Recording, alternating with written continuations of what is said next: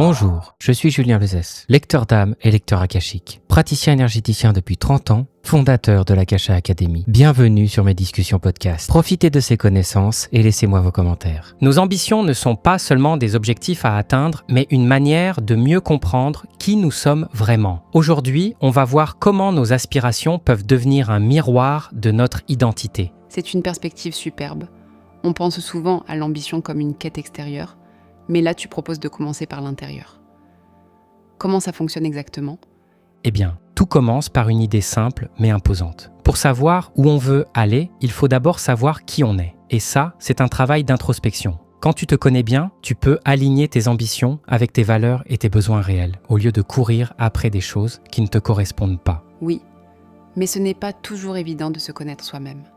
Parfois, on est influencé par ce que les autres attendent de nous ou par des idées préconçues sur ce qu'on devrait vouloir. C'est là que ça devient compliqué, mais c'est aussi là que les 3 dimensions de l'amour humain entrent en jeu. L'amour intérieur, l'amour transitionnel et l'amour extérieur. Ces 3 aspects forment une sorte de guide pour comprendre comment on fonctionne et comment on peut interagir avec le monde. D'accord, mais qu'est-ce que tu veux dire par amour intérieur ? C'est une expression qu'on entend rarement dans ce contexte. L'amour intérieur, c'est cette capacité à être en paix avec soi-même, à se sentir bien dans sa peau. C'est comme une base solide. Si tu es bien à l'intérieur, tout le reste devient plus facile. Par exemple, imagine que tu te lances dans un projet. Si tu es aligné avec toi-même, tu seras plus confiant, plus clair dans tes décisions. Oui, je vois. Et l'amour transitionnel alors ? C'est quoi exactement ? C'est l'étape où tu commences à interagir avec les autres, à dépasser tes peurs pour t'ouvrir au monde. C'est une sorte de pont entre ton monde intérieur et l'extérieur. Par exemple, quand tu partages une idée ou que tu collabores sur un projet, tu es dans cette phase de transition. Et l'amour extérieur, c'est quand ce que tu fais commence à avoir un impact sur les autres. C'est ça ? Oui, exactement. C'est le moment où tes actions résonnent chez les autres, où tu vois que ce que tu fais a du sens et apporte quelque chose au monde. Mais pour en arriver là, il faut d'abord passer par les étapes précédentes, se connaître soi-même et oser agir. C'est intéressant, parce que ça montre que tout est connecté. Ce que tu ressens à l'intérieur influence ce que tu fais à l'extérieur, et vice-versa.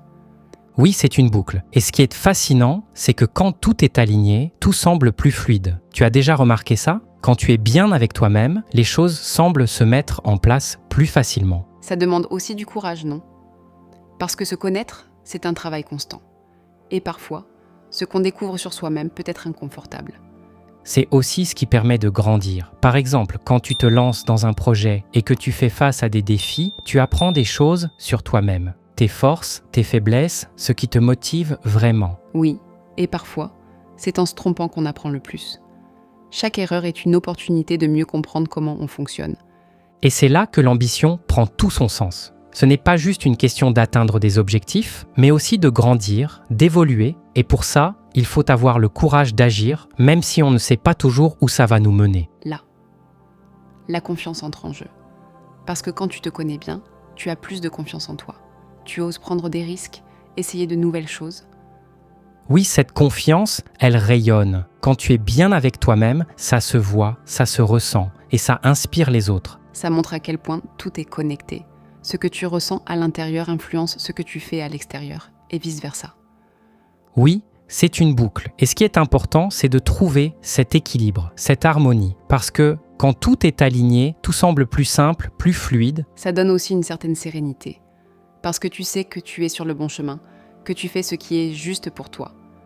Pour y arriver, il faut parfois savoir dire non. Dire non aux choses qui ne sont pas alignées avec nous, même si elles semblent attrayantes ou si les autres pensent qu'elles sont bonnes pour nous. Suivre ses ambitions, c'est aussi faire des choix.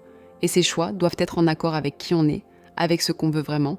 Et c'est là que le travail sur soi prend tout son sens. Parce que plus tu te connais, plus tu es capable de faire des choix éclairés, alignés avec tes valeurs. Oui, et ça demande du courage.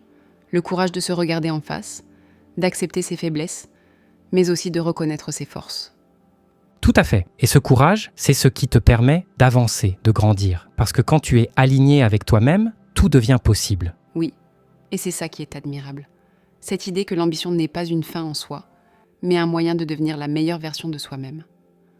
Alors, à tous ceux qui nous écoutent, prenez le temps de vous connaître, d'écouter vos envies, vos besoins et surtout, osez agir. Parce que c'est en agissant que vous découvrirez qui vous êtes vraiment. Oui, et souvenons-nous, l'important, ce n'est pas de tout réussir, mais d'être en accord avec soi-même.